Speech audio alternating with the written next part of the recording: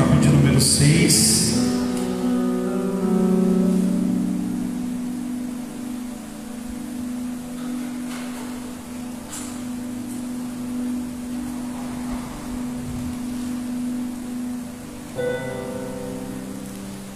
Amém? Hebreus 6, 1. Os irmãos acharam?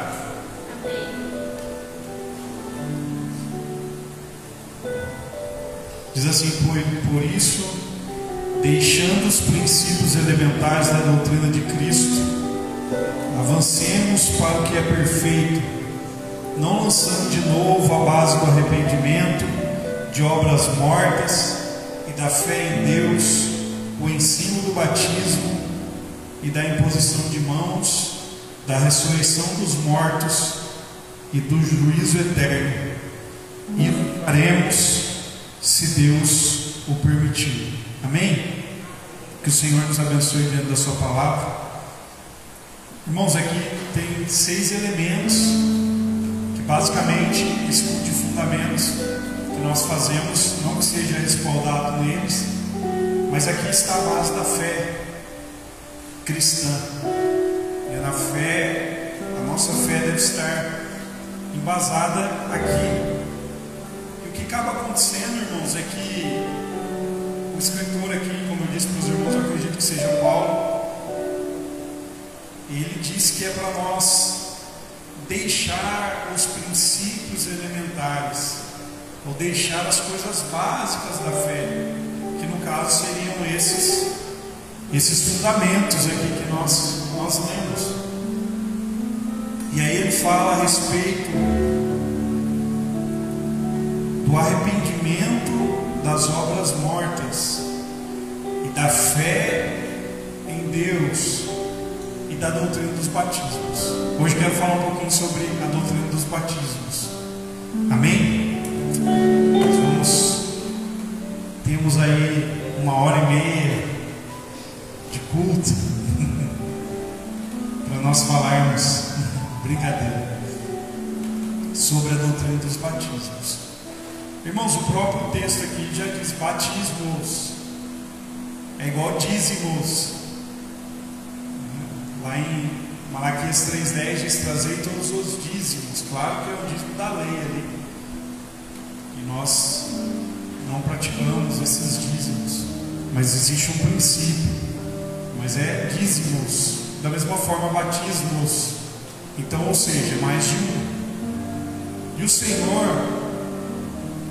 Senhor sempre vê o homem da forma que Ele o criou, e também o Senhor sempre trabalha com o homem pela sua economia, pelo seu dispensar. E o Senhor, Ele trabalha com o homem, dividindo o homem em 3 partes. Então nós somos uma alma que tem um espírito, estamos em um corpo. Existem crenças aí, né, muitas igrejas que ensinam ao contrário disso, diz que nós somos um espírito e temos uma alma. Mas o texto lá de Gênesis é bem claro quando ele diz que foi soprado nas narinas daquele boneco um sopro, e esse sopro fez com que o boneco se tornasse uma alma vivente. Então nós somos uma alma, temos um espírito e estamos no corpo. Então o Senhor sempre vai tratar nós, irmãos, dessa forma: espírito, alma e corpo.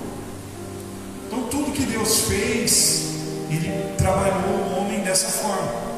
Nós precisamos saber o que é o nosso espírito. Talvez depois, quando o Senhor permitir, nós falamos a respeito disso melhor.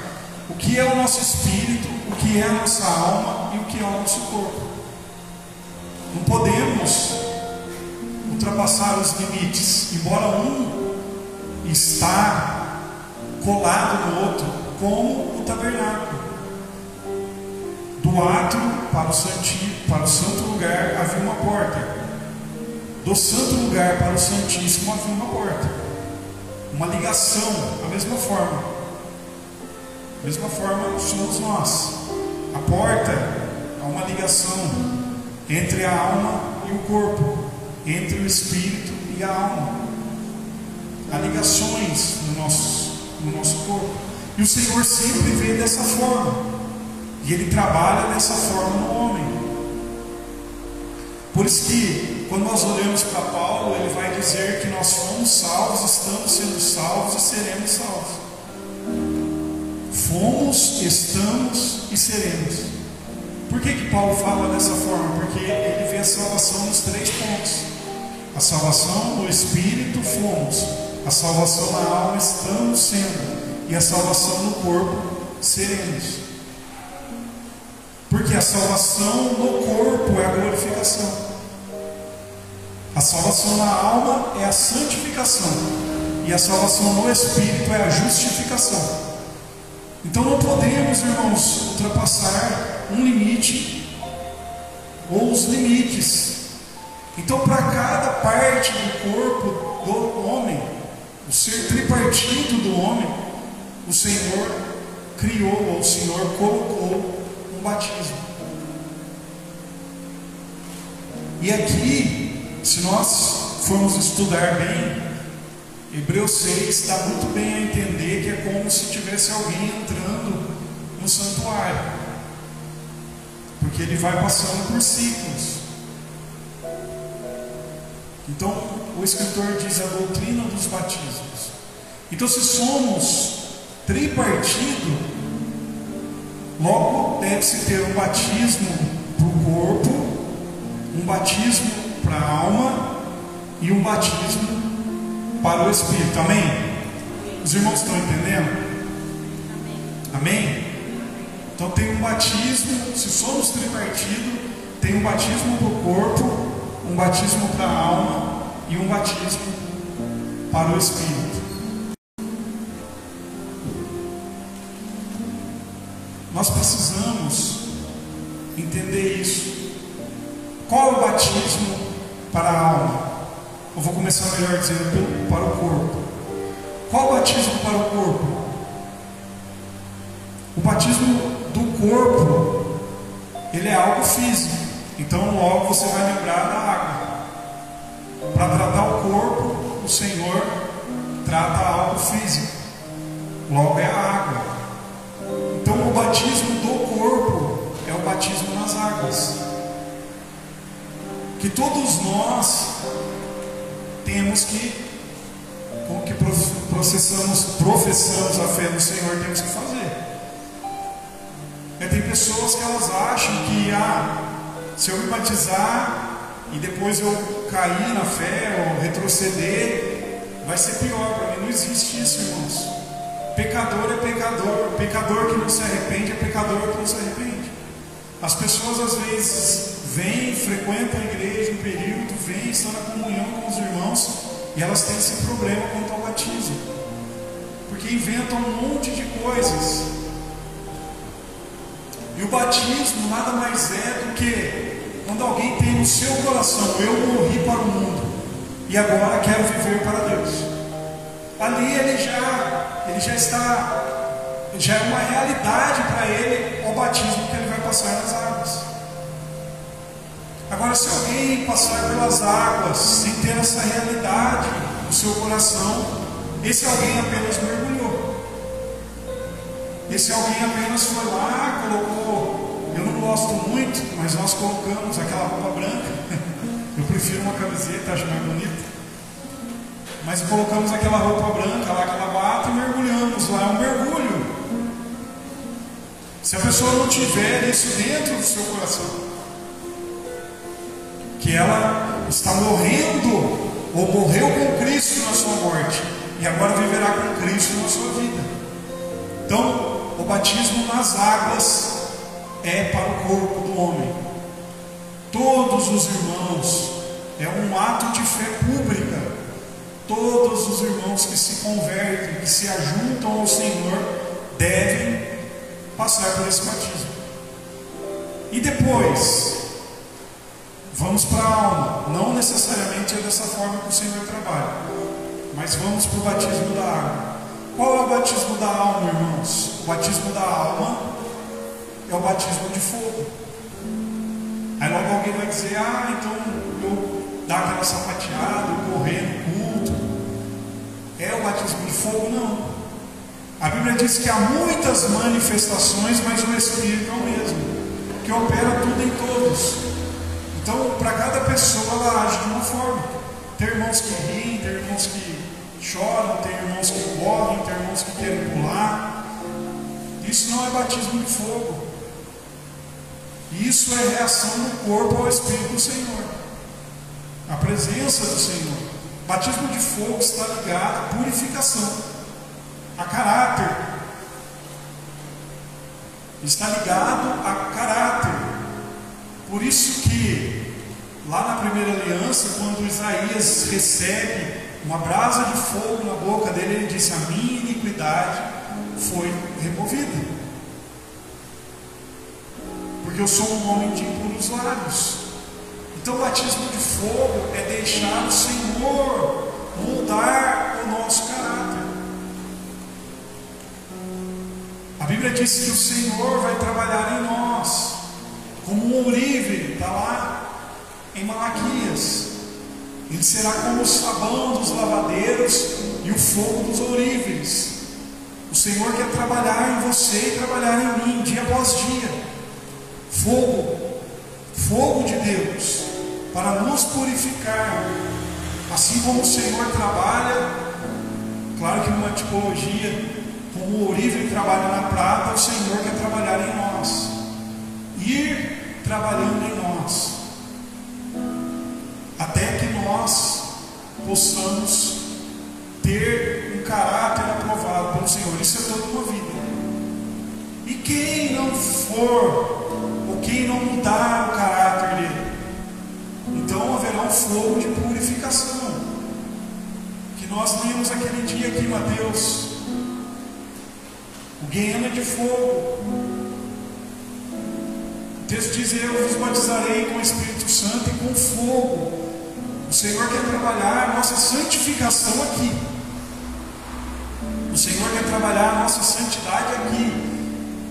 Ora, se o Senhor não conseguir, não porque Ele é fraco, mas nós não deixarmos Ele trabalhar isso em nós, após o tribunal de Cristo, Ele vai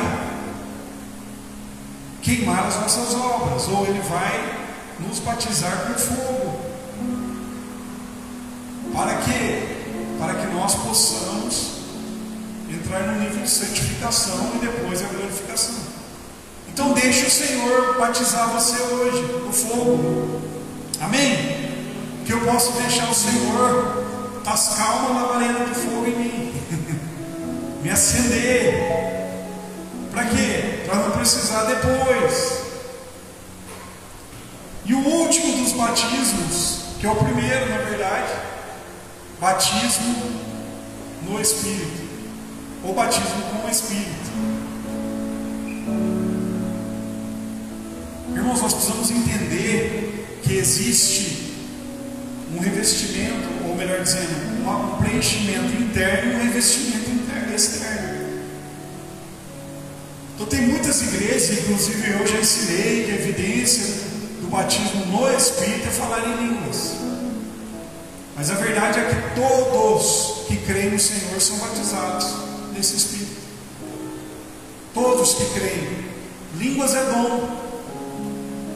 Então tem pessoas que recebem o batismo com dom. Porque o Senhor começa a obra de dentro para fora. Então Ele quer que nós nos unimos a Ele, batizando o nosso espírito com o seu espírito, ao ponto de que Paulo diz que os que se unem com o Senhor fazem com Ele um só espírito. Então o meu espírito juntou o seu Espírito de Deus. Aonde? Dentro do meu espírito. Ali é o Santíssimo do Senhor.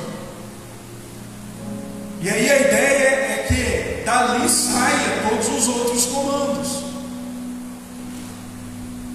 Dali saia toda a virtude. Dali saia a glorificação do Senhor no sentido de de santificação, para que o Senhor trabalhe em mim, e trabalhe na minha alma, e trabalhe no meu corpo. Então o Senhor repetia esse ritual todos os anos, quando a glória do Senhor vinha sobre a arca e os querubins, e o Senhor estava no meio dos querubins ali, e aí todo o Santíssimo era cheio da glória do Senhor. E a ideia era que o sacerdócio, depois de ver aquela glória, saísse do Santíssimo, passasse para o Santo, e depois para o átrio e fosse lá fora e mostrasse as mãos cheias de sangue, dizendo: o Senhor recebeu a nossa oferenda, o Senhor recebeu a nossa oferta, teremos um ano de paz, os pecados estão cobertos. Da mesma forma, o Espírito do Senhor quer trabalhar em nós, unindo ao nosso espírito com o batismo no Espírito, lá na alma, no Espírito, e depois vindo para a alma do homem, colocando o caráter divino na alma do homem, e depois tomando o nosso corpo por completo. Qual o nosso problema? Trabalhamos ao contrário às vezes. Por isso que semana passada falamos a respeito disso, o que pode e o que não pode. As pessoas, elas receberam Cristo